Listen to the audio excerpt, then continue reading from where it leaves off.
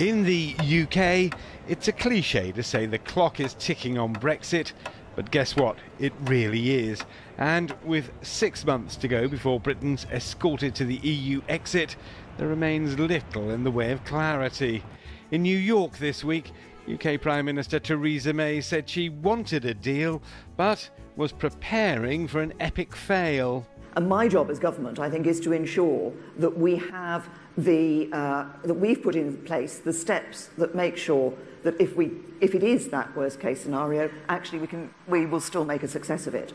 Trouble is, in Brussels, EU negotiators have rejected May's Brexit plan as unworkable, as indeed have around 80 members of her own party in Parliament. The political arithmetic twisted further when you add into this week's mix a Labour opposition gunning for a general election. If Parliament votes down a Tory deal, or the government fails to reach any deal at all, we would press for a general election. If not a general election, no deal would likely see demands for a second referendum, including the option to remain, becoming significantly louder. After all, during the referendum campaign 2 years ago, voters were told Brexit would be the easiest thing in the world and there'd be loads of money to be saved.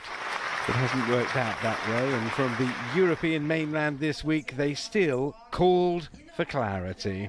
Wesentlich hängt es natürlich auch davon ab. What is important is what Britain really wants. The discussion there is not so clear.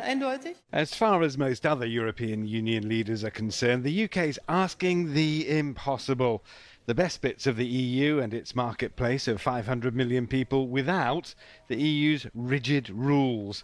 While there's 6 months to go before Britain officially leaves, the reality is that legally binding decisions must be made within the next 6 to 8 weeks. The Prime Minister believes that's not impossible, but it is a pretty tight deadline, particularly as there's no agreement here in Parliament, among the parliamentary ranks of the Prime Minister's party, or indeed around the cabinet table.